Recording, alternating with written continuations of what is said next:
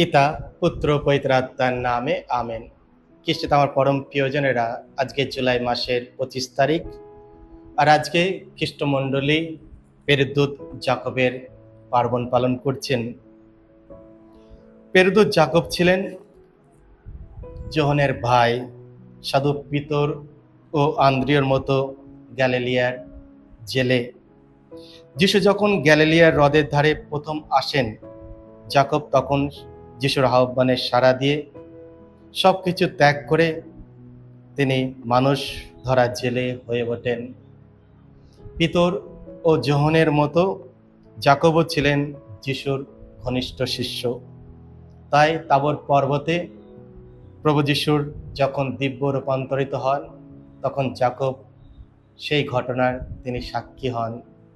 পরে গেতসেমানি বাগানে প্রভু যিশুর সেই মর্মন্তর দুঃখের সময়ে জাকব প্রভু যিশুর সঙ্গে ছিলেন।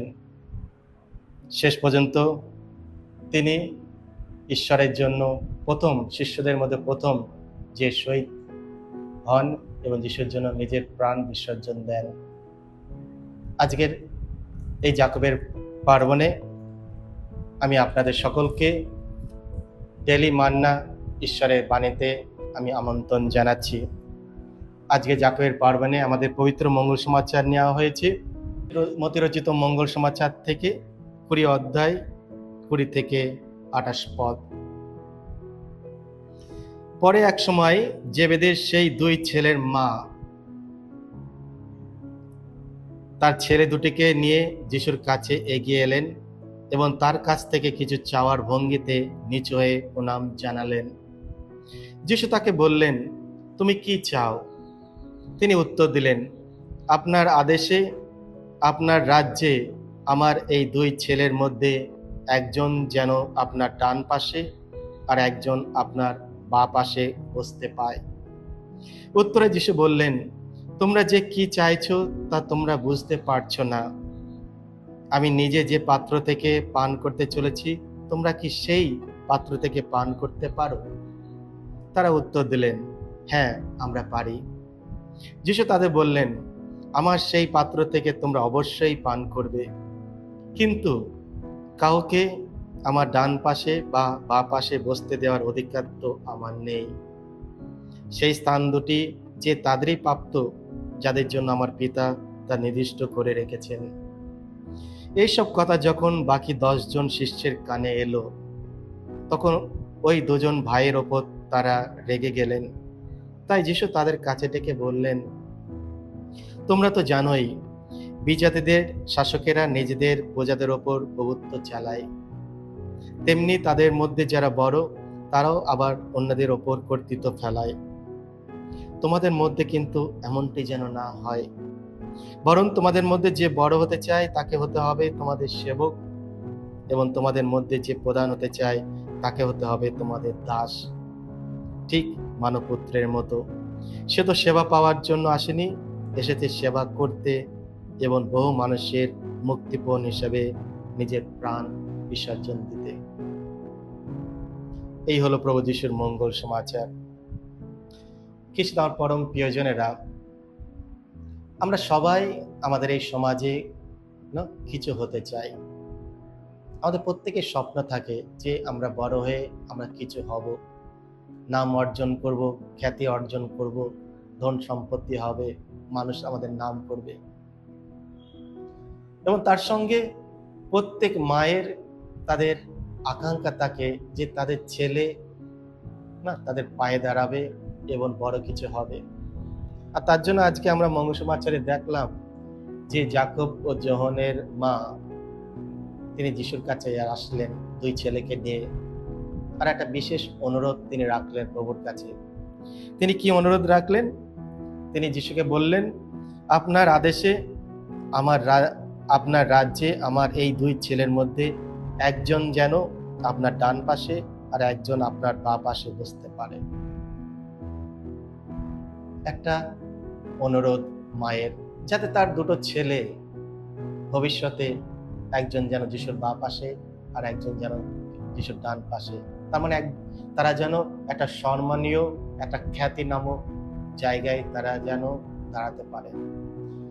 আর প্রভু যিশুর সঙ্গে সঙ্গে সেই অনুরোধ প্রত্যাখ্যান করলেন। তিনি মাকে এবং দুই ছেলেকে বোঝাতে চাইলেন যে তিনি যে পানপাত্র থেকে পান করতে চলেছে, যে দুঃখ যন্ত্রণা ভোগ তিনি করতে চলেছেন মানুষের জন্য, পিতার ইচ্ছা পূরণের জন্য, তারা কি সেটা করতে পারবে? তারা সাহসের সঙ্গে বলল, হ্যাঁ প্রভু, আমরা পারবো।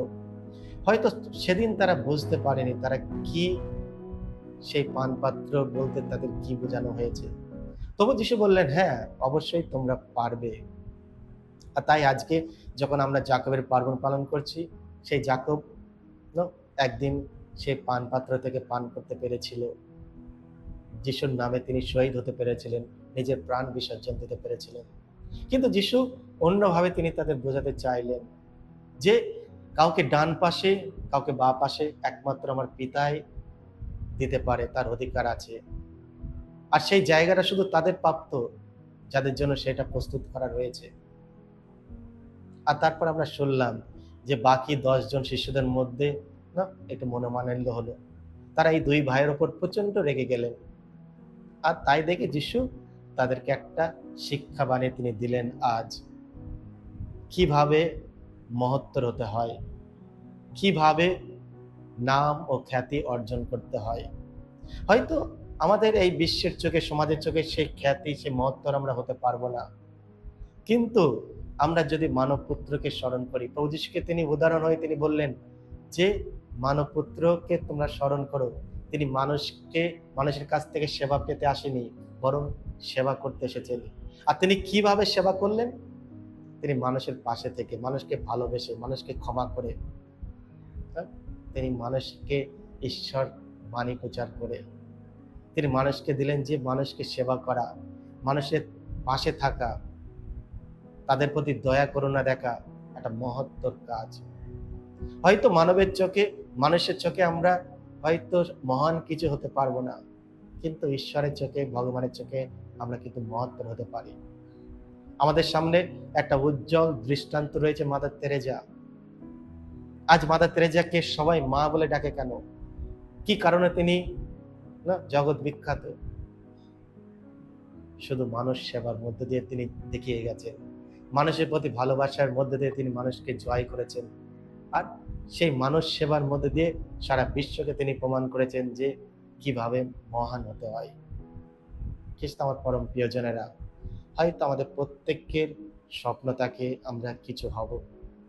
এসব আমরা প্রভুর কাছে সেই অনুগ্রহ চাই, আমরা যেন সবসময় নম্র হই,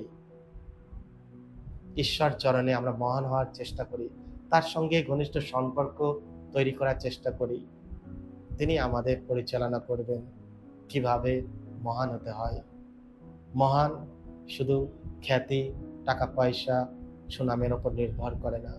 মহান নির্ভর করে তুমি তোমার জীবন দিয়ে কি করেছো। আজকে যদি প্রভু যিশু আমাদের সবাইকে বা কাউকে যদি তার নিজের কাছে টেনে নেয়, মানুষজন আমাকে কিভাবে স্মরণ করে রাখবে? তো আমার টাকা পয়সা দিয়ে বিচার করবে, আমি কি তৈরি করেছি, কতটা বিল্ডিং আমি তৈরি করেছি, কতটা মানুষকে আমি টাকা পয়সা দিয়েছি, তার উপর নির্ভর করবে না। বরং নির্ভর করবে আমি মানুষকে কতটা ভালোবাসতে পেরেছি, মানুষের পাশে কতবার আমি থাকতে পেরেছি, কিভাবে মানুষকে আমি দয়া ক্ষমা করতে পেরেছি। আর সেইটাই মানুষ মনে রাখবে। আর সেই ভিত্তিতেই হয়তো তুমি আর আমি ঈশ্বরের চোখে, মানুষের চোখে মহান হয়ে দাঁড়াবো। তাই এসো আজকে জাকবের পার্বণ দিনে আমরা প্রভুর কাছে প্রার্থনা চাই, যাতে আমরা সত্যিই ঈশ্বরের চোখে মহান হয়ে উঠতে পারি, মানুষকে ভালোবেসে মহান উঠতে পারি, মানুষকে কাছে ডেকে মহান ও খ্যাতি অর্জন করতে পারি না, যখন আমরা মানুষকে মঙ্গল করতে পারি এবং মানুষকে ঈশ্বরের কাছে যখন আনতে পারি। এসো আমরা এই শুভ কাজে এগিয়ে যাই, ঈশ্বরের কাছে প্রার্থনা করি, যাতে আমরা সবাই সত্যি একদিন ঈশ্বরের নামে আমরা সেই খ্যাতি, সেই গৌরব অর্জন করি, যেখানে ঈশ্বর আমাদের বলবে ধন্য তুমি। কিছু আমার পরম প্রিয়জনেরা, মানুষ সেবার মধ্য দিয়ে, মানুষের দয়ার মধ্য দিয়ে, মানুষকে ক্ষমা করে আমরা মহান হওয়ার চেষ্টা করি। সকলকে জয় যিশু। ঈশ্বর আপনাদের সকলকে আশীর্বাদ করুন।